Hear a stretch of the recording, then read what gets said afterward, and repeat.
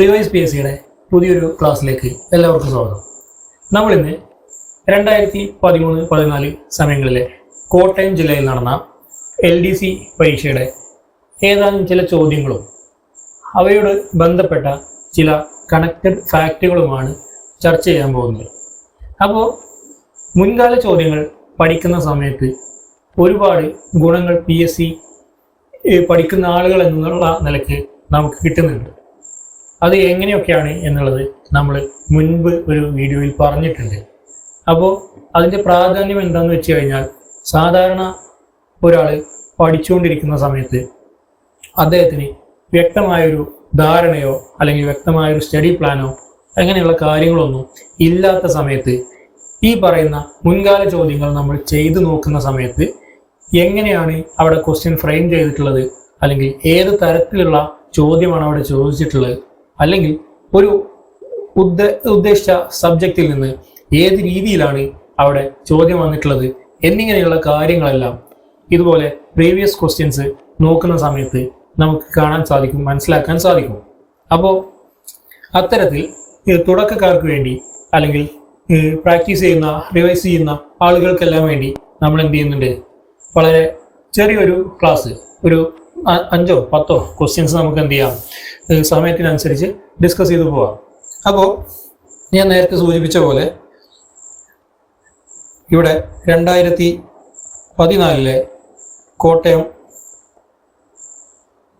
LDയുടെ ഒരു ക്വസ്റ്റ്യൻ പേപ്പറാണ് നമ്മളിവിടെ ചർച്ച ചെയ്യുന്നത്. ഇതിലെ GK ക്വസ്റ്റ്യൻസ് മാത്രമായിട്ടാണ് നമ്മൾ എന്ത് ചെയ്യുന്നത്, ഡിസ്കസ് ചെയ്യുന്നത്. അപ്പോൾ ആ ഒരു എക്സാമിൽ ചോദിച്ച ഒരു ചോദ്യം നമുക്ക് പരിചയപ്പെടാം. ഇവിടെ തിരുവാതിര ഞാറ്റുവേല ഏത് രാശിയിലായിരിക്കും എന്നുള്ളതാണ് നമുക്ക് ലഭിച്ചിട്ടുള്ള ഒന്നാമത്തെ ചോദ്യം. ഇത് ക്വസ്റ്റ്യൻ പേപ്പറിലുള്ള ചോദ്യത്തിന്റെ ഓർഡർ ആയിട്ട് നിങ്ങൾ കാണേണ്ട ആവശ്യമില്ല. നമ്മൾ ഈ ഒരു സ്ലൈഡിന് വേണ്ടി തയ്യാറാക്കിയിട്ടുള്ള ആ ഒരു ക്വസ്റ്റ്യൻ ഓർഡറാണ്. സോ 2014 കോട്ടയം LDക്ക് നടന്ന എക്സാമിന്റെ ക്വസ്റ്റ്യൻ പേപ്പറാണ്. അപ്പോൾ നിങ്ങൾ ഇതുമായി ബന്ധപ്പെട്ട് ബാക്കി വരുന്ന ക്വസ്റ്റ്യൻസും നമ്മൾ ഓരോ ക്വസ്റ്റ്യൻ പേപ്പർ ഇങ്ങനെ കംപ്ലീറ്റ് ആയിട്ട് തീർത്ത് പോകാം എന്നുള്ള ഉദ്ദേശത്തിലാണ് ഇത് ചെയ്യുന്നത്. അപ്പോൾ അതുപോലെ നിങ്ങൾക്ക് ലഭ്യമായിട്ടുള്ള ഒരു 10 വർഷത്തേക്കുള്ള ക്വസ്റ്റ്യൻ പേപ്പർ മുഴുവനായിട്ട് നിങ്ങൾ ചെയ്യുകയാണെങ്കിൽ വരാൻ പോകുന്ന LDCയിലെ എല്ലാ വിഭാഗം ക്വസ്റ്റ്യൻസും നമുക്ക് എന്ത് ചെയ്യാം, സിമ്പിളായിട്ട് ക്രാക്ക് ചെയ്തെടുക്കാൻ പറ്റും. തിരുവാതിര ഞാറ്റുവേല ഏത് രാശിയിലായിരിക്കും എന്നാണ് ചോദ്യം. ഓപ്ഷൻസ് മിഥുനം, ചിങ്ങം, കന്നി, തുലാം എന്നിങ്ങനെ 4 ഓപ്ഷൻസ് തന്നിട്ടുണ്ട്.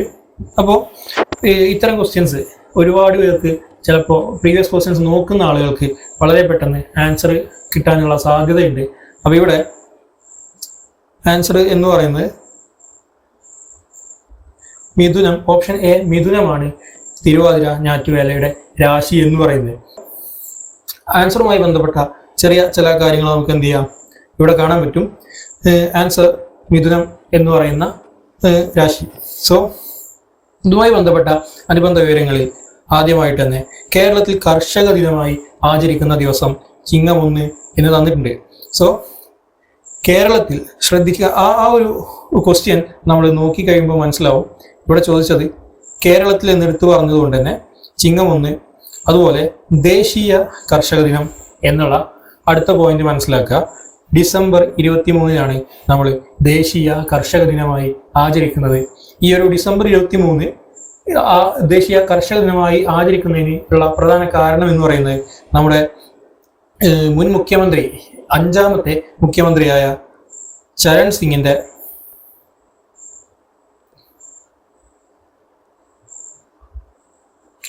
സിംഗിന്റെ ജന്മദിനമായ ഡിസംബർ 23 ഇന്ത്യയിലെ അല്ലെങ്കിൽ ദേശീയ കർഷക ദിനമായിട്ട് നമ്മൾ ആചരിക്കുന്നത്. ഇവിടെ കേരളത്തിലാണെങ്കിൽ ചിങ്ങം 1, അതുപോലെ നാഷണൽ ഫാമേഴ്സ് ഡേ, ദേശീയ കർഷക ദിനം ഡിസംബർ 23. മുൻ പ്രധാനമന്ത്രി ചൗധരി ചരൺ സിംഗിന്റെ ജന്മദിനമാണ് ഈ പറയുന്ന ഡിസംബർ 23. സോ അടുത്തത്, കേരളത്തിൽ പ്രധാനപ്പെട്ട 3 തരം കൃഷി രീതികളുണ്ട്. അതായത് ഇവിടെ കർഷക ദിനവുമായി ബന്ധപ്പെട്ട് അല്ലെങ്കിൽ ഈ ഒരു ഞാറ്റുവേല, തിരുവാതിര പോലെയുള്ള കാര്യങ്ങളൊക്കെ ബന്ധപ്പെട്ട് വരുന്ന ഒരു നമ്മുടെ കണക്റ്റഡ് നോട്ടാണിത്. അതിൽ കേരളത്തിലെ പ്രധാനപ്പെട്ട 3 തരം കൃഷി രീതികളാണ് വിരിപ്പ്, മുണ്ടകൻ, പുഞ്ച എന്ന് പറയുന്നത്. അപ്പോൾ ഇവിടെ ഏപ്രിൽ മെയ് മാസങ്ങളിൽ ഞാറ് നടുകയും സെപ്റ്റംബർ ഒക്ടോബർ മാസങ്ങളിൽ വിളവെടുക്കുകയും ചെയ്യുന്ന കൃഷി രീതിയാണ് വിരിപ്പ് കൃഷി. അപ്പോൾ വിരിപ്പ് കൃഷി എന്ന് പറയുമ്പോൾ ഏപ്രിൽ മെയ് മാസങ്ങളിൽ ഞാറ് നടുകയും അതുപോലെ സെപ്റ്റംബർ ഒക്ടോബർ മാസങ്ങളിൽ വിളവെടുക്കുകയും ചെയ്യുന്നത്. ഇനി മുണ്ടകൻ എന്ന് പറയുന്ന കൃഷി രീതി ഇവിടെ നമുക്ക് കാണാൻ കഴിയും, അതൊരു ശൈത്യകാലത്തുള്ള കൃഷി രീതിയാണ്. അപ്പോൾ നമ്മുടെ നാട്ടിലെ ശൈത്യകാലം എന്ന് പറയുന്നത് ആ ഒരു നവംബർ ഡിസംബർ ജനുവരി ഒക്കെ ആ സമയത്തായിട്ടാണ് എന്നുള്ളത് നമുക്ക് വ്യക്തമായിട്ട് അറിയാൻ പറ്റും. അപ്പോൾ ഇവിടെ സെപ്റ്റംബർ ഒക്ടോബർ മാസങ്ങളിൽ ഞാറ് നടുകയും ഡിസംബർ ജനുവരിയിൽ വിളവെടുക്കുകയും ചെയ്യുന്ന കൃഷി രീതിയാണ് മുണ്ടകൻ എന്ന് പറയുന്നത്. ഈ മുണ്ടകൻ എന്ന് പറയുമ്പോൾ ആ ഒരു ശൈത്യകാല കൃഷി രീതിയാണെന്ന് ഓർത്തിരിക്കാം. അടുത്തതായിട്ട് പുഞ്ച, അതായത് കേരളത്തിൽ വേനൽ മഴയെ പ്രധാനമായും ആശ്രയിച്ച് ചെയ്യുന്ന കൃഷി രീതിയാണ് പുഞ്ച കൃഷി എന്ന് പറയുന്നത്. നമ്മൾ മുണ്ടകൻ പാടം അതുപോലെ പുഞ്ചപ്പാടം എന്നെല്ലാം ഒരുപാട് തവണ നമ്മൾ ഈ സിനിമകളിലും മറ്റുമൊക്കെ ആയിട്ട് കേട്ടിട്ടുണ്ടായിരിക്കും. സോ ഈ ഒരു രീതിയിൽ കൃഷി ചെയ്യുന്നത് കൊണ്ടാണ് അത്തരം പ്രദേശങ്ങളെ ആ രീതിയിൽ വിളിക്കപ്പെടുന്നത് എന്ന് നമുക്ക് മനസ്സിലാക്കാൻ പറ്റും. ഈ ഒരു കാര്യങ്ങൾ നമ്മൾ എന്ത് ചെയ്യാം, PSC പോയിന്റ് ഓഫ് വ്യൂവിൽ തന്നെ ഓർത്തിരിക്കാം. അപ്പോൾ ഇവിടെ 3 തരം കൃഷി രീതിയാണ് കേരളത്തിലുള്ളത് എന്ന് പറഞ്ഞു. അവിടെ ആദ്യമായിട്ട് തന്നെ ഏപ്രിൽ മെയ് മാസങ്ങളിൽ ഞാറ് നടുകയും സെപ്റ്റംബർ ഒക്ടോബർ മാസങ്ങളിൽ വിളവെടുക്കുകയും ചെയ്യുന്ന വിരിപ്പ് കൃഷി, രണ്ടാമത് മുണ്ടകൻ എന്ന് പറയുന്ന ശൈത്യകാല കൃഷി രീതി, മൂന്നാമത് വേനൽ മഴ ആശ്രയിച്ചുകൊണ്ടുള്ള പുഞ്ച കൃഷി രീതി. ഈ 3ഉമാണ് കേരളത്തിലെ പ്രധാനപ്പെട്ട കൃഷി രീതികൾ. അപ്പോൾ നമ്മുടെ അടുത്ത ചോദ്യത്തിലേക്ക് കടക്കാം. ഇവിടെ താഴെ കൊടുത്തിട്ടുള്ളവയിൽ കൂട്ടത്തിൽ പെടാത്തതേത് എന്നാണ് ചോദ്യം. അപ്പോൾ നമുക്ക് ഓപ്ഷൻസ് വായിക്കുന്ന സമയത്ത് നമുക്ക് മനസ്സിലാക്കാം. ഇവിടെ ഓപ്ഷൻ എ ഫ്യൂസ്, അതുപോലെ ബി MCB, 3-പിൻ പ്ലഗ്, ELCB എന്നീ 4 ഓപ്ഷനുകളാണ് നമുക്ക് ചോദ്യത്തിൽ തന്നിരിക്കുന്നത്. അപ്പോൾ ഇവിടെ ഈ കൂട്ടത്തിൽ പെടാത്തത് എന്ന് പറയുന്ന സമയത്ത് ഈ ഫ്യൂസ് എന്ന് പറയുന്നത്, അതുപോലെ MCB, അതുപോലെ ELCB, ഈ പറയുന്ന 3 കാര്യങ്ങളും നമുക്ക് ഏകദേശം അറിയുന്ന ഒരേ കാറ്റഗറിയിൽപ്പെട്ട, അതായത് ഈ ഫ്യൂസ്, MCB, ELCB പോലെയുള്ള ഈ 3 കാര്യങ്ങളും സാധാരണ രീതിയിൽ ഇലക്ട്രിക്കൽ സേഫ്റ്റി ഡിവൈസുകളായിട്ട് ഉപയോഗിക്കുന്ന ഉപകരണങ്ങളാണ്. എന്നാൽ നമുക്കറിയാം ഈ 3-പിൻ പ്ലഗ് എന്ന് പറയുന്ന നമ്മുടെ സാധാരണ സോക്കറ്റിൽ നമ്മൾ യൂസ് ചെയ്യുന്ന 3-പിൻ പ്ലഗ് എന്ന് പറയുന്നത് ഒരു കണക്റ്റർ ഡിവൈസ് മാത്രമാണ്. അതായത് നമുക്ക് ഇലക്ട്രിസിറ്റി ഒരു സ്ഥലത്ത് നിന്ന് മറ്റൊരു സ്ഥലത്തിലേക്ക് ട്രാൻസ്ഫർ ചെയ്യുന്നതിന് വേണ്ടിയിട്ട് നമ്മൾ പ്ലഗ് പോയിന്റുകളൊക്കെ ആയിട്ട് യൂസ് ചെയ്യുന്ന, അല്ലെങ്കിൽ അതിലൊക്കെ യൂസ് ചെയ്യുന്ന ഒരു ട്രാൻസ്ഫർ ഉപകരണമാണ് ഈ പറയുന്ന 3-പിൻ പ്ലഗ് എന്ന് പറയുന്നത്. സോ ഈ കൊടുത്തിരിക്കുന്ന 4 ഓപ്ഷനുകളിൽ നമുക്ക് ഒറ്റയാനായിട്ട് അല്ലെങ്കിൽ കൂട്ടത്തിൽ പെടാത്തതായിട്ട് സിമ്പിളായിട്ട് പറയാൻ പറ്റുന്നതാണ് 3-പിൻ പ്ലഗ് എന്ന് പറയുന്ന ഈ ഓപ്ഷൻ C എന്ന് പറയുന്നത്. സോ നമുക്ക് ആൻസറുമായി ബന്ധപ്പെട്ട ചില കാര്യങ്ങൾ പരിശോധിക്കുമ്പോൾ ഇവിടെ നമുക്ക് കൊടുത്തിട്ടുണ്ട് ഫ്യൂസ്, MCB, ELCB തുടങ്ങിയവയെ സർക്യൂട്ട് ബ്രേക്കറുകളായിട്ടാണ് എന്ത് ചെയ്യുന്നത് നമ്മൾ ഉപയോഗിക്കുന്നത്. അതായത് സർക്യൂട്ടിനെ ബ്രേക്ക് ചെയ്യുന്നതിന് വേണ്ടി. നമുക്കറിയാം ഓവർലോഡ് വരുന്ന സമയത്ത് നമ്മുടെ വീട്ടിലെ ഉപകരണങ്ങളും മറ്റും കത്തിപ്പോവാതിരിക്കാൻ വേണ്ടി, നശിച്ചു പോവാതിരിക്കാൻ വേണ്ടിയിട്ട് ഒക്കെ ട്രിപ്പ് ആവുന്ന ELCB, MCB ഇതെല്ലാം നമ്മൾ വീടുകളിൽ കണ്ടിട്ടുണ്ടായിരിക്കും. പണ്ട് കാലങ്ങളിൽ ഈ ഫ്യൂസ് എന്ന് പറയുമ്പോൾ ഓവർലോഡ് വരുന്ന സമയത്ത് ഫ്യൂസ് സ്വയം ഉരുകി അതിനപ്പുറത്തേക്ക് കറണ്ട് പാസ് ചെയ്യുന്നതിനെ പ്രതിരോധിച്ചിരുന്ന, അല്ലെങ്കിൽ അതിനെ ബ്രേക്ക് ചെയ്തിരുന്ന ഉപകരണമാണ് ഈ പറയുന്ന ഫ്യൂസ്. അപ്പോൾ ഇവ 3ഉം സർക്യൂട്ട് ബ്രേക്കറുകൾ പോലെയുള്ള സേഫ്റ്റി ഡിവൈസുകളാണ്. ഇനി MCB എന്ന് പറയുന്നതിൻ്റെ പൂർണ്ണ രൂപമാണ് മിനിയേച്ചർ സർക്യൂട്ട് ബ്രേക്കറുകൾ, അല്ലെങ്കിൽ circuit breaker. Miniature circuit breaker എന്നാണ് MCBയുടെ പൂർണ്ണ രൂപം. അതുപോലെ ELCB earth leakage circuit breaker, അതുപോലെ earth leakage circuit breaker. So MCBയും ELCBയും ആ രീതിയിൽ നമ്മൾ പഠിച്ചു വെക്കുക. ഇനി 3-പിൻ പ്ലഗിലെ പിന്നുകൾ ഏതൊക്കെയാണ് എന്നാണ് ചോദ്യം. ഇവിടെ ഫേസ്, ന്യൂട്രൽ, അതുപോലെ എർത്ത്. നമുക്കറിയാം 3-പിൻ പ്ലഗിൻ്റെ പിന്നുകളുടെ ഒരു സ്ട്രക്ചർ ഈ ഒരു രീതിയിലായിരിക്കും. അപ്പോൾ ഏറ്റവും വലുത്, അതായത് നമ്മുടെ മുകളിൽ കാണുന്ന ഏറ്റവും നീളം കൂടിയതും അതുപോലെ വണ്ണം കൂടിയതുമായിട്ടുള്ള ആ ഒരു പിന്നാണ് എർത്ത് പിന്നായിട്ട് നമ്മൾ എന്ത് ചെയ്യുന്നത് കണക്കാക്കുന്നത്. സോ ഈ എർത്ത് പിന്ന് എന്തുകൊണ്ട് അത്തരത്തിൽ നീളം കൂടിയതും അതുപോലെ വണ്ണം കൂടിയതുമായിട്ട് ഡിസൈൻ ചെയ്തു എന്ന് ആരെങ്കിലും ചോദിച്ചു കഴിഞ്ഞാൽ നമുക്ക് പറഞ്ഞു കൊടുക്കാൻ അറിയണം. ഈ പറയുന്ന എർത്ത് പിന്നിൻ്റെ ധർമ്മം എന്ന് പറയുന്നത് ആദ്യമായിട്ട് അല്ലെങ്കിൽ ഈ പറയുന്ന വൈദ്യുതിയെ ആദ്യം തന്നെ നമ്മൾ പ്ലഗ് പോയിന്റിലേക്ക് ഇത് കണക്ട് ചെയ്യുന്ന സമയത്ത് തന്നെ എർത്തിങ് പ്രോപ്പറായിട്ട് നടക്കാൻ വേണ്ടി ആദ്യമായിട്ട് അവിടെ കോണ്ടാക്ട് വരാൻ വേണ്ടിയിട്ടാണ് അത് നീളം കൂടിയ രീതിയിലും.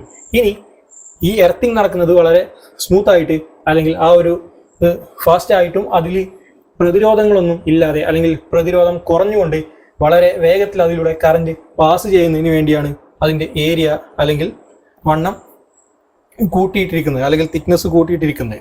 സോ ഈ പറയുന്ന ഏരിയ കൂടുന്നതനുസരിച്ച് അതിലെ പ്രതിരോധം കുറഞ്ഞുകൊണ്ടിരിക്കും. അപ്പോൾ ആ ഒരു രീതിയിൽ നമ്മൾ എന്ത് ചെയ്യുക, ഈ എർത്ത് പിന്നിൻ്റെ വണ്ണ കൂടുതൽ അതിനു വേണ്ടിയാണെന്ന് നമ്മൾ മനസ്സിലാക്കി വെക്കുക. സോ അടുത്ത പോയിന്റാണ് ഫ്യൂസ് വയർ നിർമ്മിക്കാൻ ഉപയോഗിക്കുന്ന സോൾഡറിൽ അടങ്ങിയിട്ടുള്ള ഒരു composition.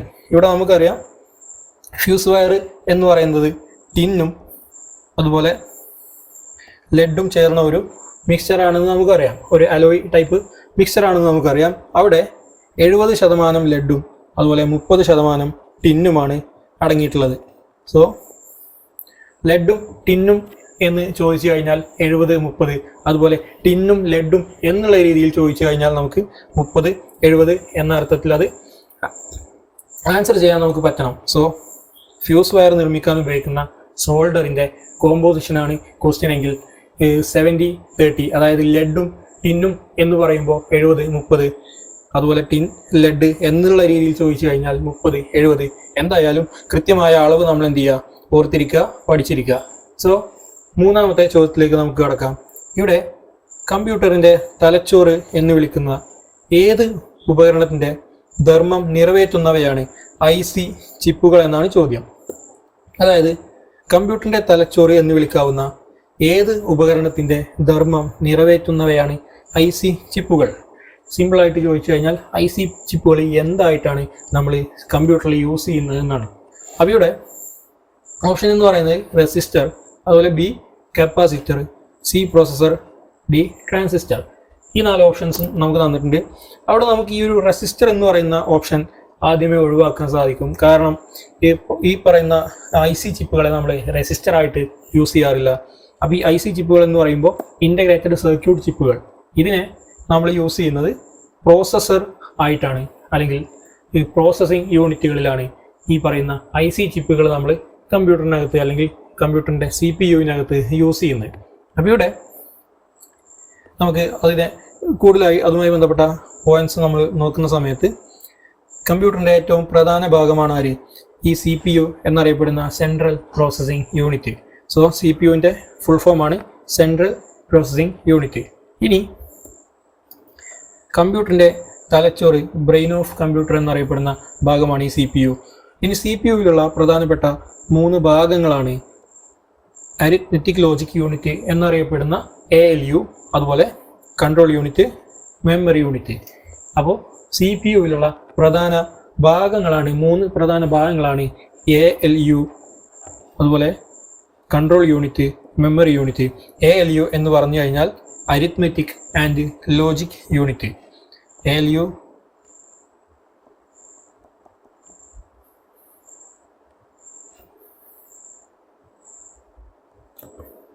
Arithmetic and logic unit ആണ് ഈ പറയുന്ന ALU. അതുപോലെ കമ്പ്യൂട്ടറിൻ്റെ പിതാവ് എന്നറിയപ്പെടുന്ന ആളാണ് ചാൾസ് ബാബേജ്. ഒരുപാട് നമ്മൾ ചെറിയ ക്ലാസ്സുകളിലെല്ലാം കേട്ട് ശീലിച്ചിട്ടുള്ള ഒരു കാര്യമാണ് കമ്പ്യൂട്ടറിൻ്റെ പിതാവ് ചാൾസ് ബാബേജ് എന്ന് പറയുന്ന വ്യക്തി. ഇനി ഇൻ്റർനെറ്റിൻ്റെ പിതാവ്, സോ അത് നമ്മൾ എന്ത് ചെയ്യുക, ഇവിടെ ഇൻ്റർനെറ്റ്, ആ ഒരു ഇൻ്റർ അതുപോലെ വിൻഡൺ എന്നുള്ള ആ ഒരു 2 വാക്കുകൾ നമ്മളുള്ള റൈമിങ് ശ്രദ്ധിച്ചു കഴിഞ്ഞാൽ നമുക്ക് എന്ത് ചെയ്യാം, അത് ആ ഒരു രീതിയിൽ ഓർത്തിരിക്കാൻ പറ്റും. സോ ഇൻ്റർനെറ്റിൻ്റെ പിതാവ് Vinton G Cerf, internet Vinton G Cerf. അടുത്തതായിട്ട് കമ്പ്യൂട്ടർ സയൻസിൻ്റെ പിതാവ് എന്നറിയപ്പെടുന്നത് അലൻ ട്യൂറിംഗ് ആണ്. കമ്പ്യൂട്ടർ സയൻസിൻ്റെ പിതാവ് അലൻ ട്യൂറിംഗ്. അതുപോലെ സ്വതന്ത്ര സോഫ്റ്റ്വെയറിൻ്റെ പിതാവ്, so father of the open software എന്നറിയപ്പെടുന്നത് റിച്ചാർഡ് മാത്യു സ്റ്റാൾമാൻ, അല്ലെങ്കിൽ റിച്ചാർഡ് സ്റ്റാൾമാൻ എന്നറിയപ്പെടുന്ന വ്യക്തിയാണ് സ്വതന്ത്ര സോഫ്റ്റ്വെയറിൻ്റെ പിതാവായിട്ട് അറിയപ്പെടുന്നത്. അപ്പോൾ ഈ കമ്പ്യൂട്ടറുമായി ബന്ധപ്പെട്ട് മുൻകാലങ്ങളിൽ ചോദിച്ചിട്ടുള്ള മറ്റൊരു ചോദ്യമാണ് ലോകത്തിലെ ആദ്യ വനിതാ കമ്പ്യൂട്ടർ പ്രോഗ്രാമർ ആര് എന്നുള്ളത്. അപ്പോൾ ഇവിടെ ആദ്യ വനിതാ പ്രോഗ്രാമർ ആര് എന്ന ചോദ്യത്തിൻ്റെ ആൻസർ ആയിട്ട് നമുക്ക് പറയാൻ പറ്റുന്നതാണ് അഡ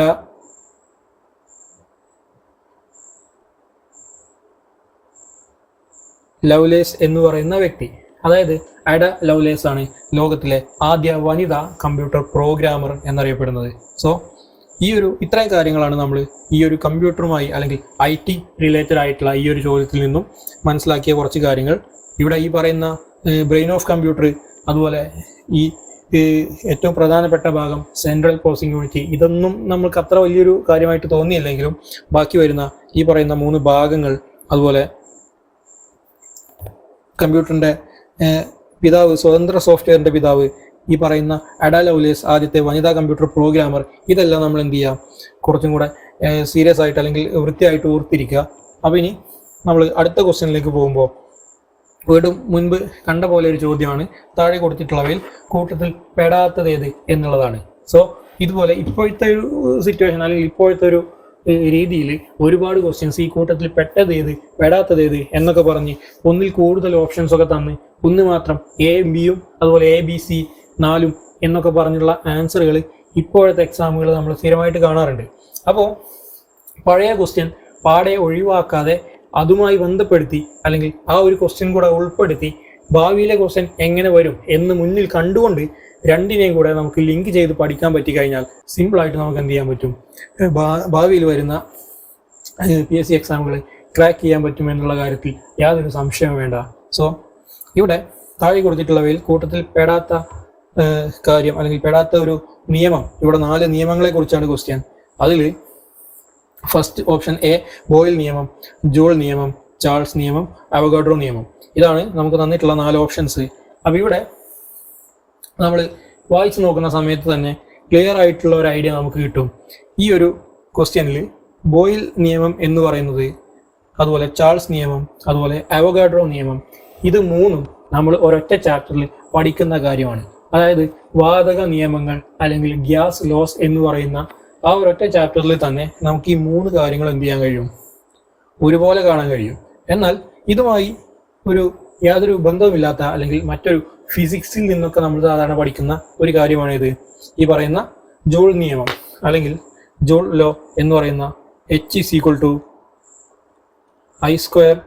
RT എന്ന് പറഞ്ഞ് നമ്മൾ ഇക്വേഷൻ പഠിക്കുന്ന ജൂൾ നിയമമാണിത്. ഈ ഒരു ക്വസ്റ്റ്യനിൽ കൂട്ടത്തിൽ പെടാതെ ഒറ്റയാനായിട്ട് നിൽക്കുന്ന ആൻസർ എന്ന് പറയുന്നത്. സോ ആ ജൂൾ നിയമവുമായി ബന്ധപ്പെട്ട് നമുക്ക് പഠിക്കാനുള്ള കാര്യങ്ങൾ, ജൂൾ നിയമം ആവിഷ്കരിച്ച ഒരു ബ്രിട്ടീഷ് ഭൗതിക ശാസ്ത്രജ്ഞനാണ് ജെയിംസ് പ്രിസ്കോട്ട് ജൂൾ എന്നറിയപ്പെടുന്നത്.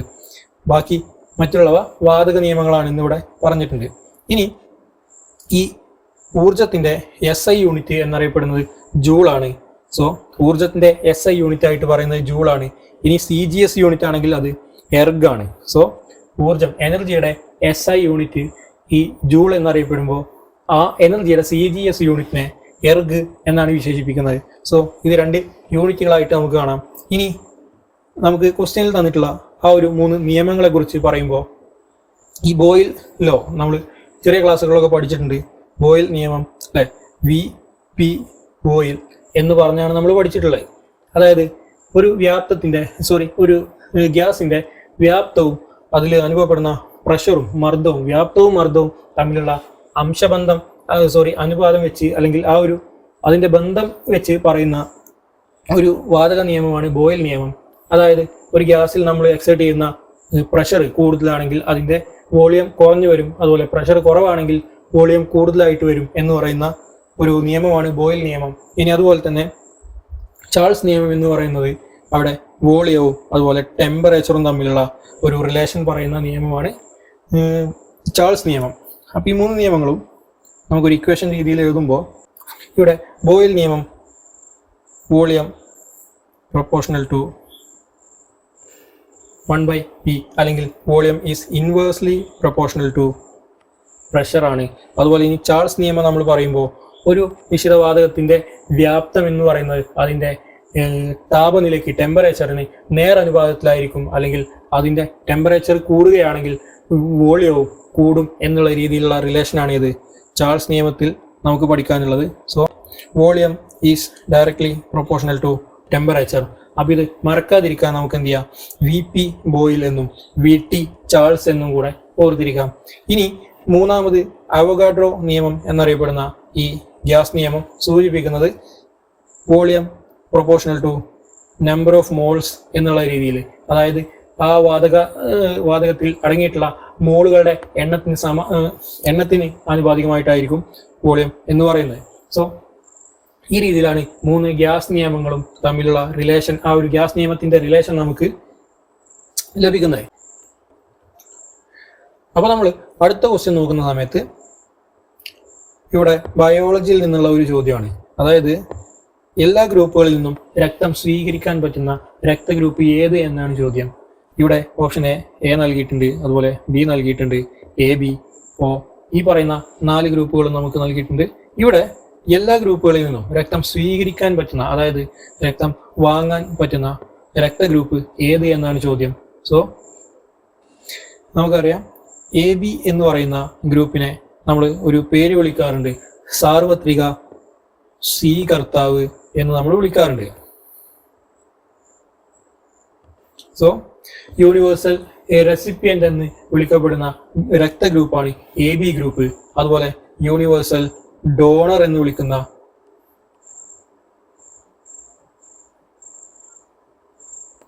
രക്തഗ്രൂപ്പാണ് ഒ ബ്ലഡ് ഗ്രൂപ്പ് എന്നറിയപ്പെടുന്നത്. സോ ഇവിടെയുള്ള ആൻസർ എല്ലാവരിൽ നിന്നും രക്തം സ്വീകരിക്കാൻ പറ്റുന്ന ബ്ലഡ് ഗ്രൂപ്പ് എന്ന് പറയുന്നത് എ ബി ഗ്രൂപ്പാണ്.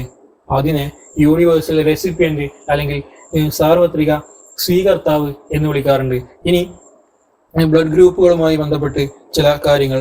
ഈ ബ്ലഡ് ഗ്രൂപ്പ് കണ്ടെത്തിയ ശാസ്ത്രജ്ഞൻ എന്നറിയപ്പെടുന്നത് ഓസ്ട്രിയൻ ശാസ്ത്രജ്ഞനായ കോൾ ലാൻഡ്സ്റ്റൈനർ ആണ്. ഇനി ലോക രക്തദാന ദിനമായി ആചരിക്കുന്നത് ജൂൺ 14, അതായത് വേൾഡ് ബ്ലഡ് ഡൊണേഷന്റെ ലോക രക്തദാന ദിനം ജൂൺ 14. അതുപോലെ ദേശീയ രക്തദാന ദിനം, അതായത് നമ്മുടെ നാഷണൽ ബ്ലഡ് ഡൊണേഷൻ ഡേ ആയിട്ട് കണക്കാക്കുന്നത് ഒക്ടോബർ 1. So 3 point. ഈ പറയുന്ന ബ്ലഡ് ഗ്രൂപ്പുകൾ കണ്ടെത്തിയ വ്യക്തി ലാൻഡ്സ്റ്റൈനർ, അതുപോലെ ലോക രക്തദാന ദിനം ജൂൺ 14, ദേശീയ രക്തദാന ദിനം ഒക്ടോബർ 1 നമ്മൾ ആചരിക്കുന്നത്. ഇനി ലോകത്തിലെ ഏറ്റവും കൂടുതൽ ആളുകൾക്ക് കാണുന്ന ബ്ലഡ് ഗ്രൂപ്പ് എന്നറിയപ്പെടുന്നത് ഒ പോസിറ്റീവും, ഏറ്റവും കുറവ് ആളുകൾക്ക് കാണപ്പെടുന്ന റയറസ്റ്റ് ബ്ലഡ് ഗ്രൂപ്പ് എന്നറിയപ്പെടുന്നത് എ ബി നെഗറ്റീവുമാണ്. അപ്പോൾ O positive, A B negative, ഈ 2 ബ്ലഡ് ഗ്രൂപ്പുകളും ഏറ്റവും കൂടുതലും കുറവായിട്ട് യഥാക്രമം വരുന്ന കാര്യങ്ങളാണ്. അതുപോലെ രക്തം കട്ട പിടിക്കാൻ സഹായിക്കുന്ന ജീവകമാണ്, അതായത് വൈറ്റമിനാണ് ജീവകം കെ അല്ലെങ്കിൽ വൈറ്റമിൻ കെ എന്നറിയപ്പെടുന്നത്. ഇനി അതുപോലെ ബ്ലഡ് ബാങ്കുകളിൽ രക്തം കട്ട പിടിക്കാതിരിക്കാൻ ഉപയോഗിക്കുന്ന രാസവസ്തു, അതായത് ബ്ലഡ് ഇതുപോലെ ക്ലോട്ട് ചെയ്യാതിരിക്കാൻ ഉപയോഗിക്കുന്ന ഒരു കെമിക്കലാണ് സോഡിയം സിട്രേറ്റ് എന്നറിയപ്പെടുന്ന ഒരു കെമിക്കൽ അല്ലെങ്കിൽ പദാർത്ഥം. സോ സോഡിയം എന്നുള്ളത് വ്യക്തമായിട്ട് നിങ്ങൾ മനസ്സിലാക്കുക. Sodium citrate